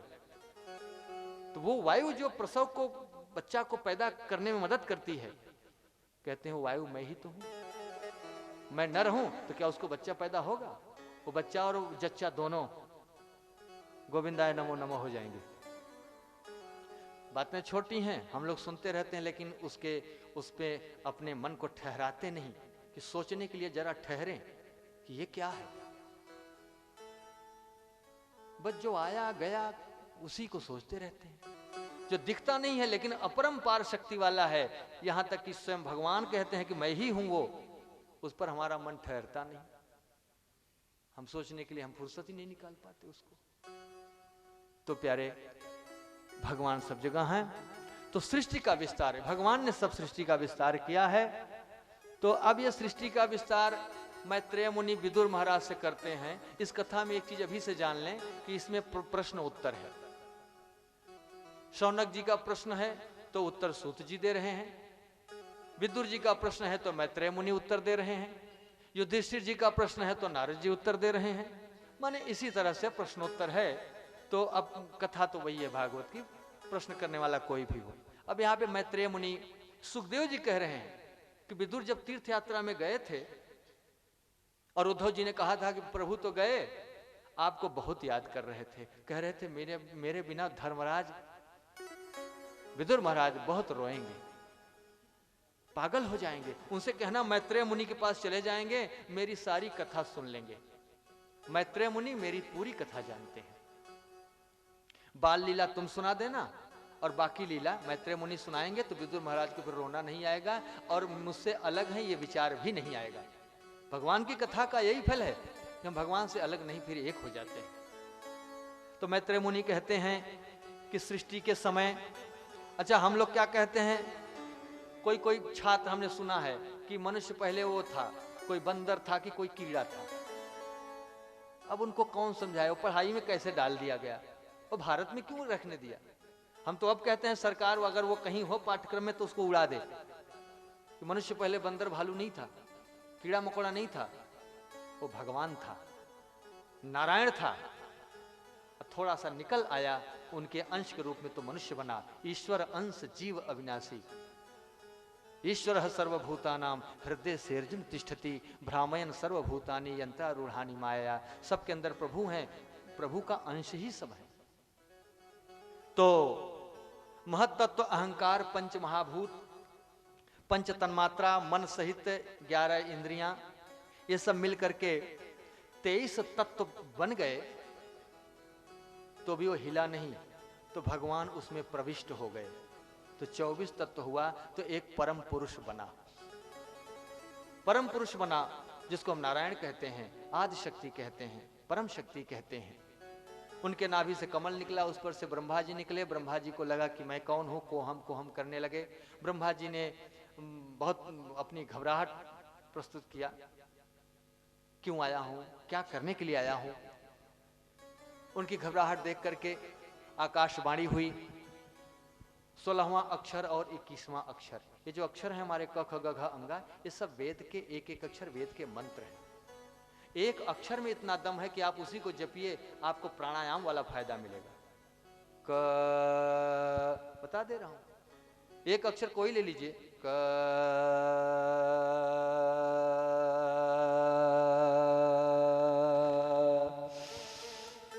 सांस पूरी निकल गई तो सांस खींचने को ये सब शरीर खींचेगा, सांस हृदय, तो ये ध्यान रखना मुंह से सांस न लेना, नाक से सांस जाए, प्राणायाम ही है। ये अक्षर सब वेद के हैं। तो आकाशवाणी हुई कि 16वां अक्षर और 21वां अक्षर, 16वां अक्षर होता है त और 21वां प, बना तप। ब्रह्मा जी तप करने लगे और तप किए तो भगवान प्रसन्न, दर्शन दिए, उनको अपना धाम दिखाया। बोला ये मेरा धाम है। तुम ये सोचो कुछ दिखाई नहीं दे रहा है, लेकिन जब कुछ नहीं रहता तो मेरा धाम रहता है, मेरा धाम कभी नष्ट नहीं होता। और चतुश्लोक की भागवत सुनाया। यही भागवत जो 18,000 श्लोकों में बना है, भगवान नारायण ने सर्वप्रथम इस कथा को ब्रह्मा जी से कहा 4 श्लोकों में, फिर ब्रह्मा जी नारद जी से कहे, नारद जी के द्वारा फिर फैली बात और आज 18,000 हो गई है। उन 4 श्लोकों को मैं पढ़ देता हूं, सुन लीजिए। पूरा भागवत सुनने का ये बराबर है। क्यों? हरि ओम। अहमेवा समेवाग्रे नान्यद्य सत्सत्परम पश्चाद हम यदेतच यो वशिष्येत सोऽस्म्यहम् ऋतेर्थम यत् प्रतीयेत न प्रतीयेत चात्मनि तद विद्यादात्मनो मायां यथा भासो यथा तमः यथा महान्ति भूतानि भूतेषु चावचेषु प्रविष्टान्य प्रविष्टानि तथा तेषु न तेष्वहम् एतावदेव जिज्ञास्यं तत्व जिज्ञासुनात्मनः अन्वय व्यतिरेकाभ्याम यत् स्यात् सर्वत्र सर्वदा। बोलिए भागवत भगवान की जय। अब इन 4 श्लोकों का भावार्थ एक लाइन में समझ लें कि भगवान कहते हैं कि सुनो ब्रह्मा, जब कुछ नहीं रहता तो मैं बचता हूं, सबसे पहले मैं होता हूं, सबसे अंत में मैं होता हूं, और मेरे अलावा जो कुछ है वो सब मेरी माया है। ऋतेर्थम यत् प्रतीयेत न प्रतीयेत चात्मनि, ये माया का हमारा स्वरूप क्या है? ब्रह्मा जी ने कहा आपकी माया क्या है, काम क्या करती है? तो भगवान ने कहा कि जो होता है उसको दिखाती नहीं मेरी माया, और जो नहीं होता उसी को दिखाती है। जैसे चंद्रमा एक ही है लेकिन हमें अलग अलग दिखता है, जबकि वो वास्तव में एक प्रकार का है। राहु होता है लेकिन दिखता नहीं, सब ग्रह दिखते हैं लेकिन राहु नहीं दिखता। खगोल शास्त्रियों को भी नहीं दिखता, वो दूरबीन से वो क्या होता है ना, जैसे टेलीस्कोप क्या बोलते हैं, राहु नहीं दिखता लेकिन राहु होता है। तो भगवान कहते हैं ऐसे ही मेरी माया है, इसको समझना कठिन है, ये मेरी माया रखो। और अंत में कहते हैं, अंतिम में 4था श्लोक, कि जो आत्म तत्व को जानना चाहे वो इतना ही जान ले। एतावदेव जिज्ञास्यम, इतना ही जानने के लिए है, इतना ही जान ले। उसी जानने से उसका सब काम, बाकी कुछ जानने की इच्छा ही नहीं होगी। क्या? अन्वय व्यतिरेकाभ्याम यत् स्यात् सर्वत्र सर्वदा, मैं ही मैं हूं, मेरे सिवा कुछ और नहीं है। मैं अन्वय की तरह हूं, अन्वय की तरह यानी कि मेरे बिना कोई चीज है नहीं, इसलिए सब में मैं हूं। और व्यतिरेकाभ्याम, व्यतिरेक की तरह मैं हूं, अर्थात मुझसे किसी का कोई नाता नहीं है, मैं सबसे परे हूं। मैं इस माया में कभी फंसता नहीं, माया के अधीन नहीं हूं, यानी माया से मैं मुक्त हूं। तो मैं अन्वय भी हूं। व्यतिरेक कहने का अर्थ मेरे सिवा कुछ नहीं है, इतने जान लें। तो इस तरह से भगवान ने चतुश्लोकी भागवत सुना करके उनको आदेश दिया कि जाओ सृष्टि करो, अब मुझे कुछ खेल देखने का मन है। भगवान की और जैसे बच्चे खेलते हैं, उनका उद्देश्य कुछ नहीं होता, वो थोड़ी देर मजा देखना चाहते हैं। जाओ सृष्टि करो। ब्रह्मा जी सृष्टि शुरू किए। सबसे पहले सनक सनंदन सनातन सनत कुमार 4 को पैदा किया। सनकादि ने कहा, बोले पिताजी क्या करना है? बोले सृष्टि करो। बोले हमसे नहीं होगा, हम तो हरिशरणम गाने गाएंगे, भजन करेंगे। ब्रह्मा जी को क्रोध आया, उनका क्रोध उनकी भौहों से फूट करके गिर पड़ा और एक बालक के रूप में गिर पड़ा। बालक रोने लगा। सवै रुरोद देवानाम पूर्वजो भगवान भवः अनामानि कुरुमे धातः अस्थानानि च जगद्गुरो। वो बालक रोने लगा। ब्रह्मा जी कहते हैं, मां मृदा रो मत, रो मत, क्यों रोते हो? तुम बच्चे की तरह रो रहे हो। रुद्र नाम रख दिया, आज से तुम्हारा नाम रुद्र होगा। और रुद्र के अलावा और भी नाम रख दिया उनका। शिव नाम होगा, रुद्र होगा, भवतारण होगा, कई नाम। बोलिए शंकर भगवान की जय। अच्छा, शंकर भगवान से बोले जाओ सृष्टि करो। शंकर भगवान ने सृष्टि आरंभ किया। भूत प्रेत पिशाच बैताल सब सृष्टि बढ़ने लगी। चारों दिशाओं में हाहाकार मच गया। ब्रह्मा जी ने बुलाया शंकर जी को, कहा कि अब आप अपनी सृष्टि यहीं बंद कर दीजिए और जाइए भजन करिए भगवान का। वो सृष्टि रुक गई। अगर आज 6:01 हुआ है, 6:30 तक तो हमें कहा गया है कि 6:30 तक चल सकता है, तो 6:30 तक आरती हो जाएगी।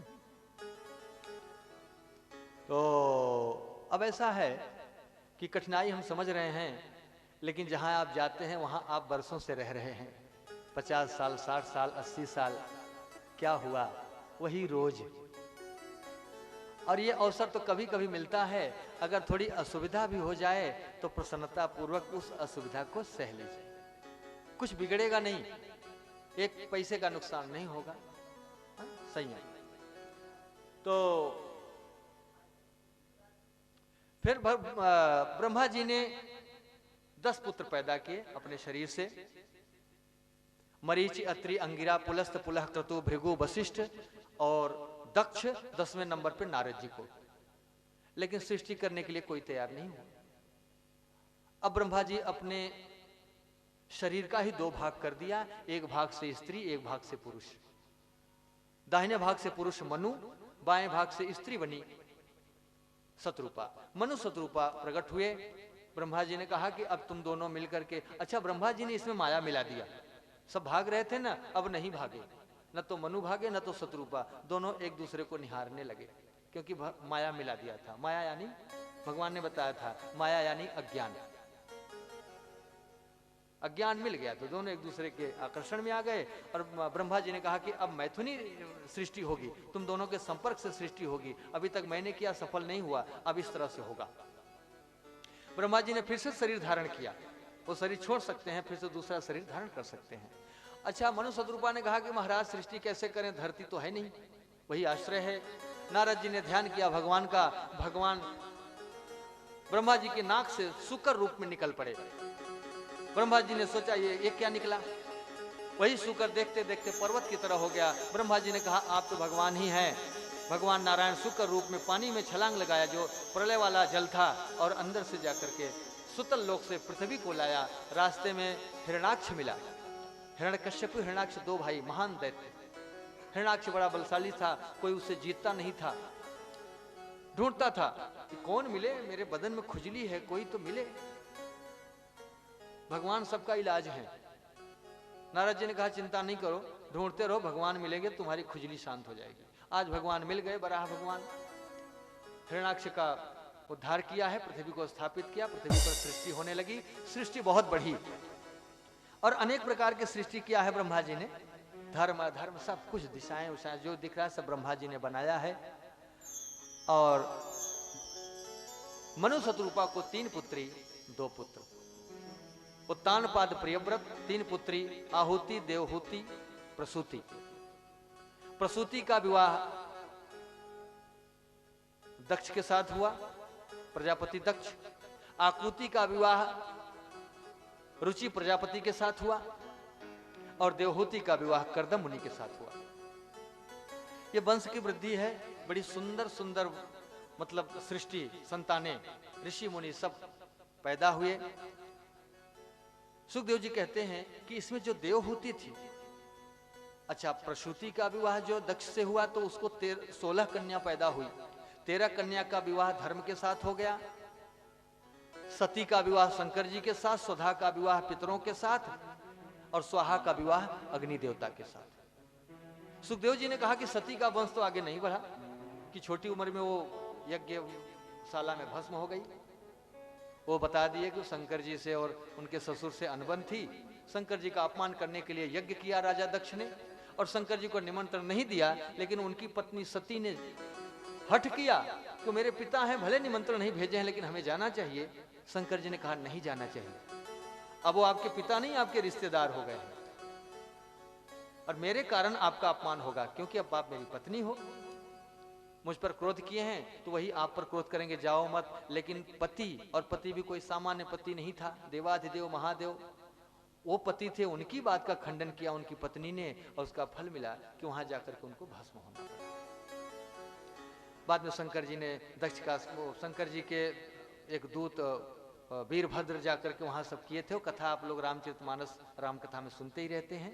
तो वो सब हुआ, दक्ष का सर कटा, शंकर जी ने जाकर के फिर उनको बकरे का सर लगवाया। इस तरह से सती की कथा हो गई। रुचि प्रजापति से और आकुति से एक नारायण भगवान पैदा हुए थे, और देवहूति कर्दम से 9 कन्याएं पैदा हुई थी। ब्रह्मा जी ने जब कर्दम को अपने छाया से प्रकट किया था और कहा था कि जाओ सृष्टि करो। अच्छा, हमसे भी कहते हैं ब्रह्मा जी जाओ सृष्टि करो, सृष्टि करने में कोई दोष नहीं है, ये तो उनकी आज्ञा है। बहुत लोग निंदा करते हैं, अरे उसको तो बच्चे हैं, पत्नी है, वो बेकार है, उसकी शादी नहीं हुई, वो महात्मा बहुत अच्छा है।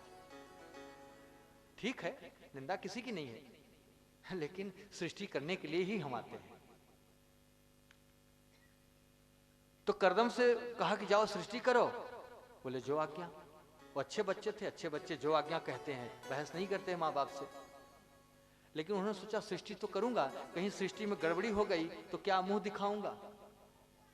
आज की भाषा में कहें तो कहीं शराबी जुआरी नालायक पैदा हो गया, बुरी संगत वाला, तो पूरे कुल का नाम डुबा देगा।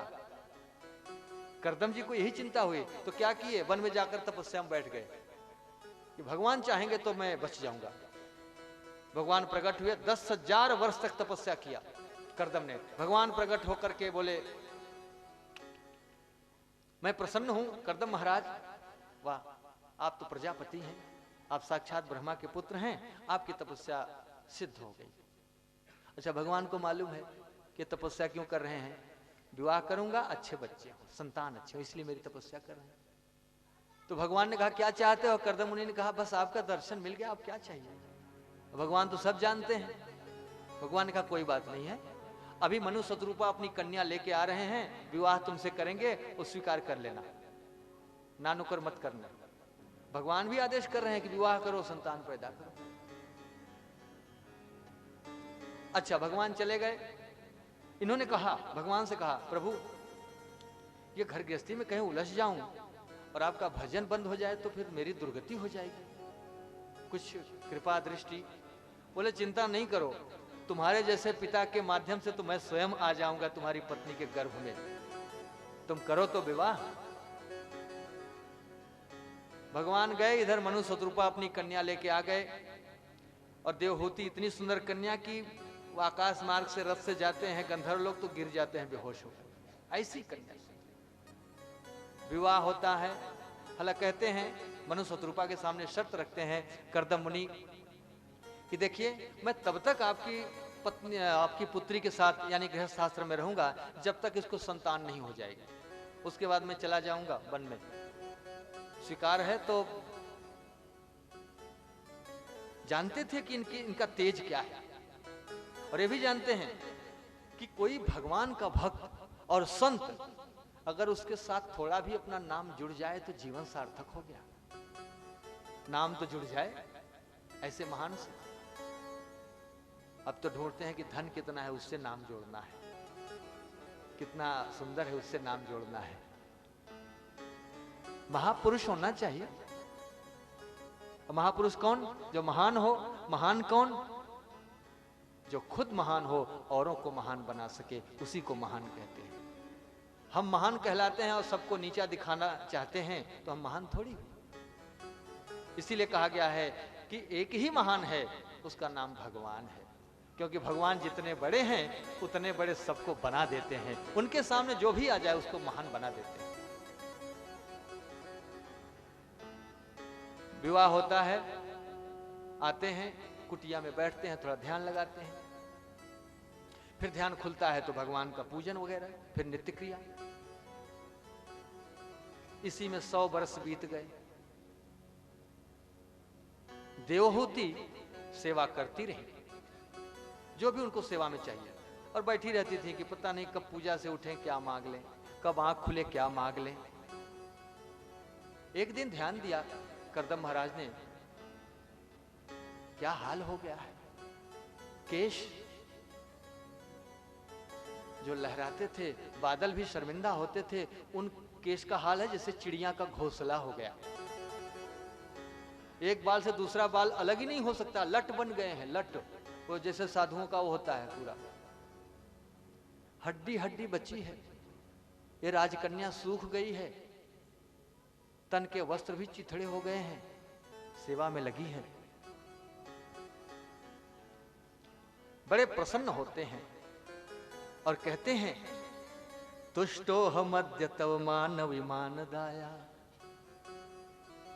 शुश्रूषया परमया परया च भक्त्या, यो देहि नामय मतीव सुहृत्स देहो, नावेक्षितः समुचितः क्षपितुम मदर्थे। अर्थात संसार में कोई भी हो, उसको सबसे पहले अपना देह प्यारा होता है। लेकिन आपने मेरी सेवा के लिए अपने देह का सत्यानाश कर लिया है। आपकी सेवा से हम प्रसन्न हो गए हैं। मांगो क्या चाहिए। और एक बात सुनो देवी, हमको अनेक प्रकार की सिद्धियां मिली हैं तपस्या के प्रभाव से। आज से मेरी पत्नी होने के नाते उन सभी सिद्धियों पर आपका अधिकार हो गया, आधा आधा। यह परंपरा हमारी बहुत पुरानी है कि विवाह होते ही वो पति के तन मन धन सब पर उस कन्या का अधिकार हो जाता है, भले उसके अंदर कोई योग्यता हो या न हो। ऐसा विवाह संस्कार इस भारतवर्ष में चलता है, आज भी चल रहा है। उन्होंने कहा, स्वामी जी, मैं आपके तेज को जानती हूं, आप जो चाहें सो कर सकते हैं, आप साक्षात ब्रह्मा के समान हैं। लेकिन हमें और कुछ नहीं, हम तो यही चाहते हैं कि जब हम गृहस्थ हो गए हैं तो संतान भी होना चाहिए। आओ, मैं समझ गया, जाइए स्नान करिए। वो एक पवित्र तालाब है, उसमें स्नान करिए। आप स्नान करने गई। अब देखिए, वो अपनी योग विद्या से अपना चमत्कार दिखाने लगे। जैसे जल में डुबकी लगाती हैं, एक इसका निचोड़ बता दें। कई जगह लिखा है कि पति को प्रसन्न करके पत्नी दुनिया की कोई ऐसी चीज नहीं है जिसे पा नहीं सकती, बस पति प्रसन्न हो जाए। तो जैसे जल में डुबकी लगाती हैं, जल में से देवियां प्रकट हो गईं। गहने, कपड़े, तरह तरह के इत्र, उबटन, तमाम तरह के सब जो भी बदन में लगाने के। और जब जल से निकली तो अपने आप को देखा तो पहले से भी ज्यादा सुंदर।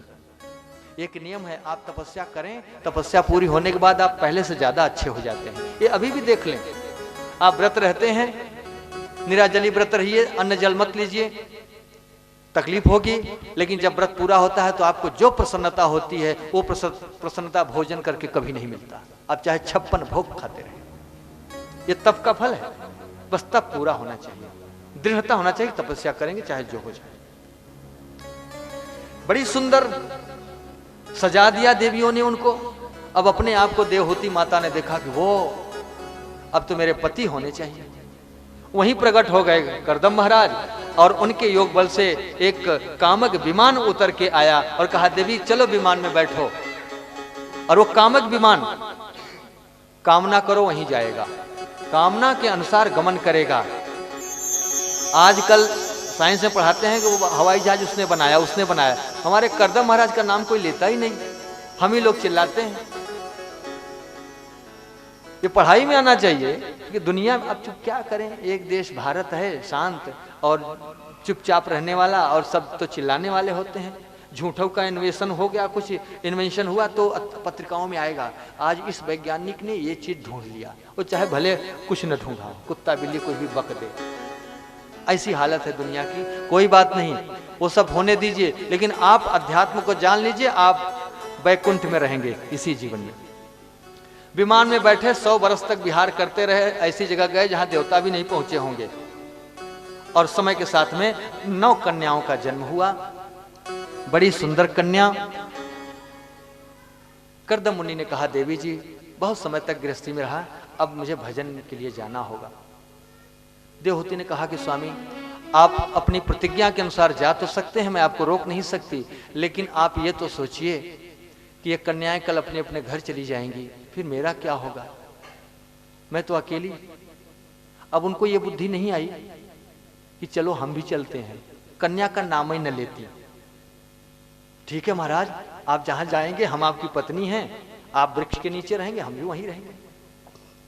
ये कहना मुश्किल है, कहना चाहिए। अच्छा, करदम जी को याद आया, ओ अच्छा अच्छा अच्छा, भगवान ने कहा था कि मैं आऊंगा तुम्हारे घर में, तो वो तो आए नहीं, अभी तो कन्याएं आई हैं।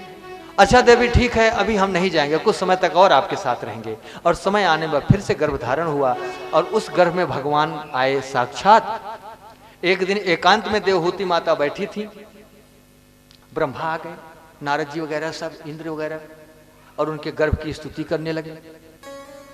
स्तुति में मंत्र है, श्लोक है। अब मैं बहुत श्लोक नहीं बोल पाऊंगा, मैं दौड़ रहा हूं कथा को लेकर के, और आप लोग सुनते ही रहते हैं। प्रार्थना किया और कहा माता देवहूति आपके घर में भगवान पधारे हैं, इसलिए अभी से एडवांस में प्रार्थना करने, स्वागत करने चले आए हैं। चले गए वो। समय आने पर बालक पैदा हुआ, तेजस्वी, और बालक कोई और नहीं, भगवान कपिल। बोलिए कपिल भगवान की जय। जो कि कपिल भगवान सांख्य शास्त्र, भगवान ने कहा था कि सांख्य शास्त्र दुनिया से गायब हो गया है करदम, तो मैं तुम्हारा बेटा बन करके आऊंगा, तो वो माता देवहूति के बहाने दुनिया को फिर से हम सांख्य शास्त्र बताएंगे। वो सांख्य शास्त्र भी एक शास्त्र है, और उसमें सांख्य यानी संख्या, नंबरों का खेल है। खेल यानी ये जो संसार बना है, भगवान ने बनाई है, इसमें तत्व कितने हैं उसी का चिंतन हुआ है।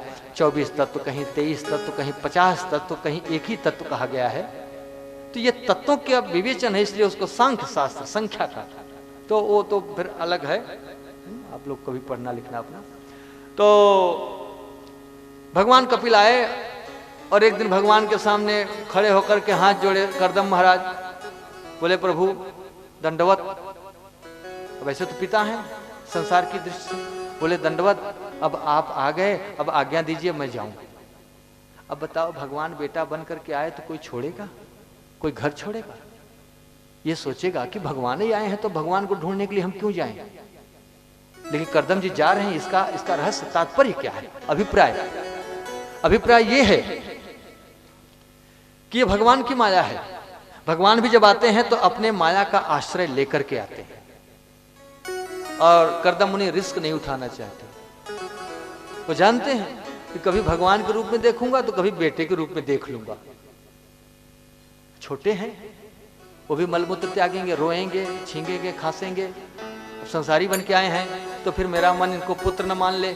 अब पुत्र मानते ही महाराज दशरथ की तरह अटक जाएंगे। महाराज दशरथ के यहाँ भगवान आए, लेकिन वो बैकुंठ नहीं गए। जब उनका प्राण छूटा तो वो स्वर्ग में गए थे, क्योंकि वो पुत्र मोह में मरे थे, भगवान के बिछुए में नहीं मरे थे, पुत्र के मोह में। तो करदम मुनि बड़े सावधान और चालाक हैं। ये चालाक भक्त इसको कहते हैं। सही चालाकी दुनिया की यही है, सचातुरी चातुरी। शास्त्र कहता है कि वही चालाकी है जिससे लोक परलोक दोनों संवार लो। इस लोक के लिए कुछ पैसे चालाकी से पैदा कर लिए, कुछ बना लिए, तो ये चालाकी क्या है? ये तो कल फिर गड़बड़ हो जाएगी। असली चालाकी है दोनों संभारो। चालाक है करदम। प्रणाम किए चले गए, और जाते जाते माता जी ने कहा कि अब जाइए आप, मेरा भाग्य ठीक नहीं है कि आपके साथ चल सकूं। मेरी तो मति मारी गई, मैं तो अपने इंद्रिय और देह में ही फंसी हूं। समझ रही हैं कि मैं फंसी हूं, लेकिन जा नहीं पा रही हैं। ये देखो, चले गए।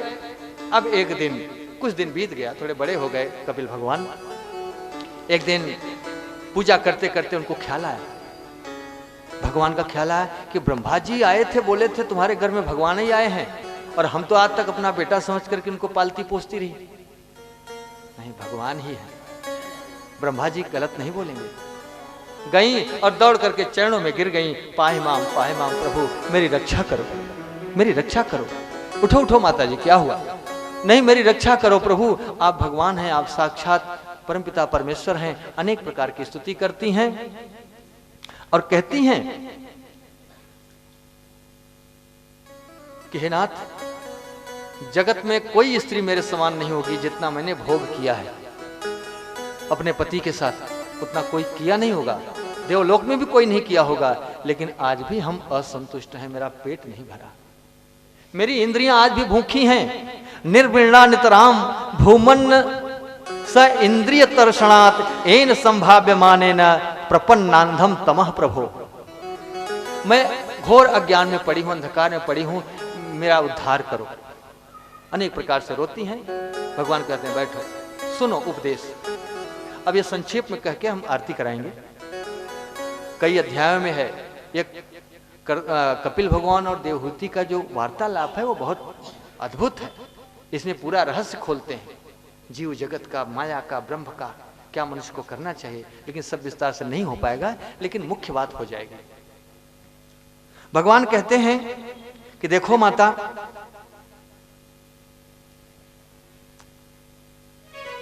जीव का बंधन और मोक्ष मन के कारण होता है, और सारे दुखों से छुटकारा पाना है, लोक परलोक संवारना है, तो भगवान का होना पड़ेगा। भगवान के चरणों में प्रीति करनी पड़ेगी। उन्होंने कहा कैसे प्रीति होगी? बोले भगवान की कथा सुनो, मेरी कथा सुनो। अब खुद ही बोल रहे हैं, वो कह रहे हैं कि हाँ मैं भगवान हूं, मेरी कथा सुनो। देवहूति ने कहा कथा तो आपकी बहुत सुनाया है हमारे पति ने। कर्ता मुनि तो सब रहस्य जानते थे, ब्रह्मपुत्र बहुत सुनाया, लेकिन आज तक मुझे भगवान से प्रेम नहीं हुआ। मुझे अपने पुत्र से प्रेम रहा, मेरे पति चले गए और मैं न जा सकी। देखो तो कथा तो बहुत सुनी। उन्होंने कहा कथा सुना तो, लेकिन मन अपवित्र था, इसलिए कथा नहीं बैठी हृदय में। अच्छा, तो मन पवित्र कैसे होता है? मन पवित्र चेतः खलवस्य बंधाय मुक्तये चात्मनो मतम। मत यानी मन, यहां मन को मत कहा गया है कि बंधन और मोक्ष का कारण मन है। ब्रह्म बिंदु उपनिषद में लिखा है कि मनः एवं मनुष्याणाम कारणम बंध मोक्षयो।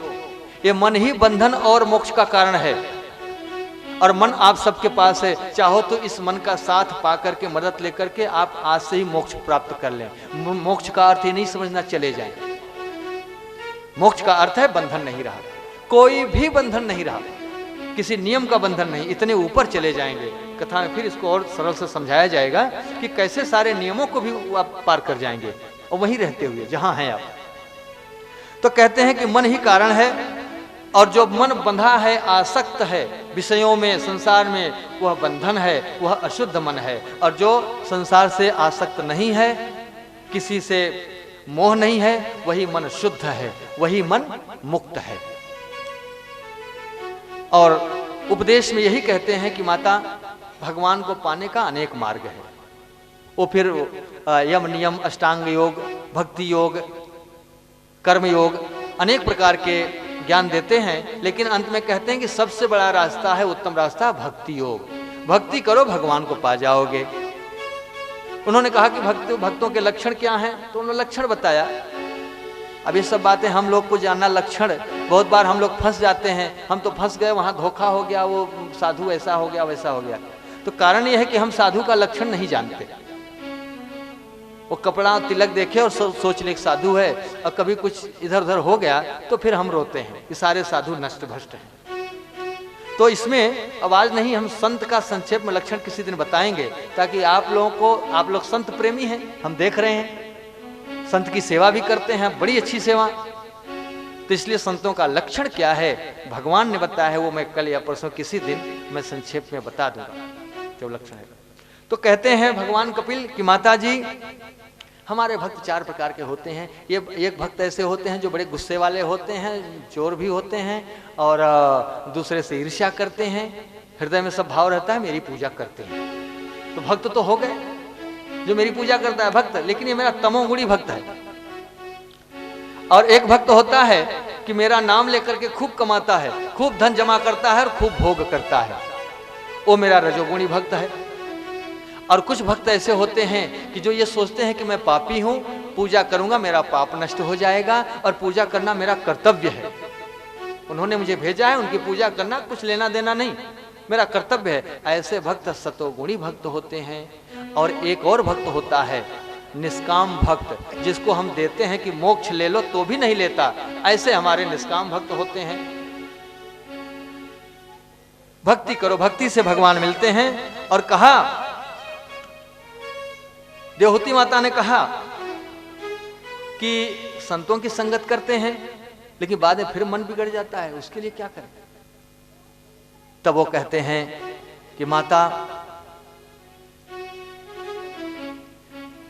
वेद पाठ शास्त्र का श्रवण, दान व्रत पूजन इत्यादि, तपस्या स्वाध्याय योग, इन सब से भी प्रभु का प्रेम नहीं मिलता। आपका मन स्वच्छ हो जाएगा, आपका लोक संवर जाएगा, आप सुख भोगेंगे, स्वर्ग में भी चले जाएंगे, इसका फल स्वर्ग भी है। लेकिन प्रभु का प्रेम पाना, प्रभु का पद पाना, वो तो प्रभु की भक्ति से ही मिलता है। और प्रभु की भक्ति बिना संतों की संगत किए कभी प्राप्त नहीं हो सकती। वो भक्ति सब 2 दिन की होगी, वो नई नई भक्ति 9 दिन चलती है, वही हाल हो जाएगा। लेकिन निरंतर संतों का संग करते रहिए। मन इधर उधर भटकता है, कोई बात नहीं है, क्योंकि संत के पास में भगवान के चरित्र का गुणगान ही होता है, दूसरा कोई बात ही नहीं। दूसरी बात होती है वहां संत नहीं है, ये भी एक लक्षण समझ लो। हिसाब किताब लगाने लगे, ऐसा हो गया वैसा, 50 आश्रम हो गए, और अब तो सोच रहा हूँ कि और ये हो जाए वो हो जाए। अब सोच रहा हूँ कि इस बार इलेक्शन लड़ करके प्रधानमंत्री भी हो जाऊं। वो हो गए, सेवा करेंगे स्वर्ग मिलेगा, प्रजा की सेवा अच्छी करेंगे स्वर्ग जाएंगे, इंद्र बन सकते हैं, लेकिन भगवत धाम थोड़ी मिलेगा। भगवत धाम तो फिर प्रभु प्रेम से ही मिलेगा। इस तरह से ज्ञान दिया, उनको ज्ञान हो गया, और वहीं बैठे बैठे मुक्त हो गई देवहूति माता और सिद्धि पा गई। वहीं जल बन करके वो एक नदी के रूप में परिवर्तित हो गई। वो अभी भी हिमालय में सिद्ध पद नाम से वो स्थान है। बोलिए देवहूति माता की जय। और कपिल भगवान वहां से उठे, सीधा गंगा सागर चले गए, और गंगा सागर में गए तो समुद्र महाराज स्वागत के लिए खड़े थे। आओ महाराज यहीं बैठो, आपका दर्शन हम पाते रहें। कपिल भगवान ने कहा रोज नहीं दर्शन पाओगे, साल में 1 दिन पाओगे। तो इसलिए मकर संक्रांति पे कपिल भगवान जल के बाहर होते हैं और सब दर्शन करते हैं। की है आरती, पापियों को पाप से है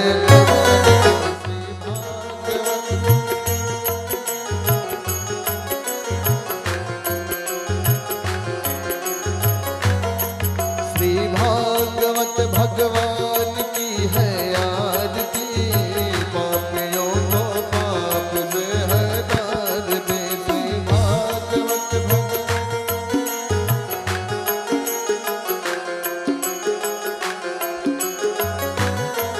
यह अमर ग्रंथ, यह मुक्ति पंथ, यह पंचम वेद निराला है, नव ज्योति जगाने वाला है।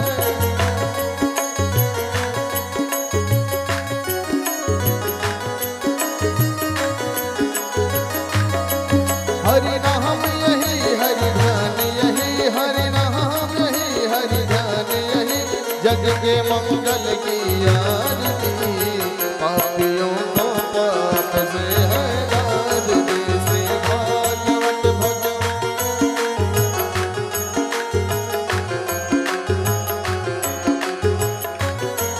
यह शांति गीत पावन पुनीत, पापों को मिटाने वाला है, दर्श कराने वाला है।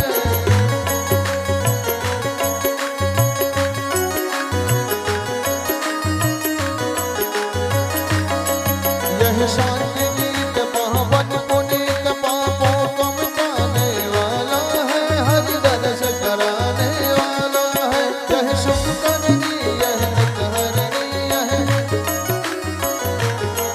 श्री मधुसूदन की आरती,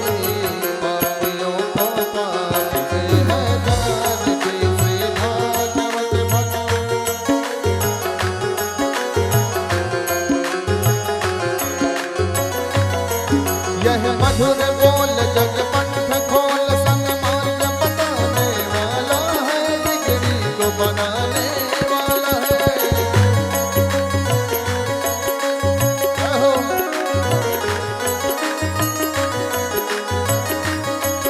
यह मधुर बोल जग पंथ खोल, सन्मार्ग बताने वाला है, बिगड़ी को बनाने वाला है। श्री राम यही घनश्याम यही,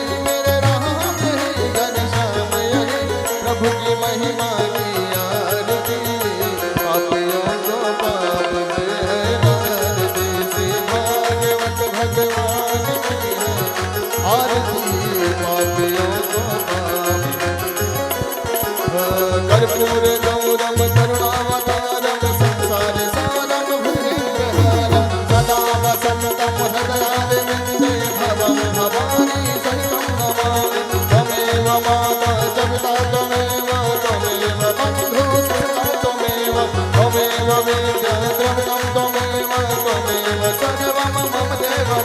भागवत भगवान की है आरती, पापियों को